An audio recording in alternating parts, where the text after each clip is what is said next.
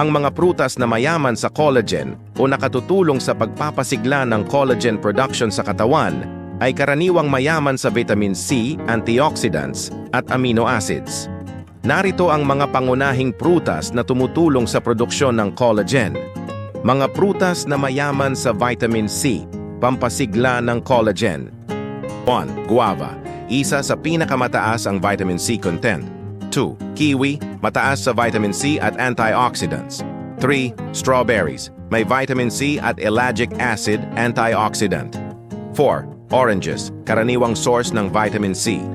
5. Lemons, natural na antioxidant at pampaputi ng balat. Bonus, prutas na may copper at zinc, kailangan din sa collagen synthesis. Avocado, may copper at healthy fats. Banana, may maliit na halaga ng zinc at vitamin B6. Ang katawan ay hindi direktang kumukuha ng collagen mula sa prutas, pero ang mga nutrisyon sa prutas ay tumutulong sa natural na paggawa ng collagen sa balat, buto, at mga kasukasuan. Mga pagkaing may direktang collagen. 1. Bone broth, sabaw ng buto.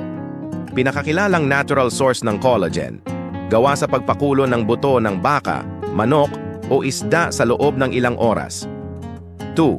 Chicken skin, pork skin, balat ng manok o baboy. Mataas sa collagen, lalo na kapag niluto ng buo, tinola, nilaga. 3. Gelatin, gawa sa collagen, karaniwang ginagamit sa paggawa ng gulaman o jelly. 4.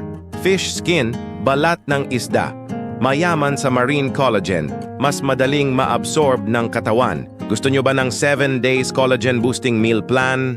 Panoorin sa susunod na video ang karugtong. Kung gusto nyo ang mga ganitong video, huwag kalimutang mag-subscribe para lagi kang updated sa aking mga video.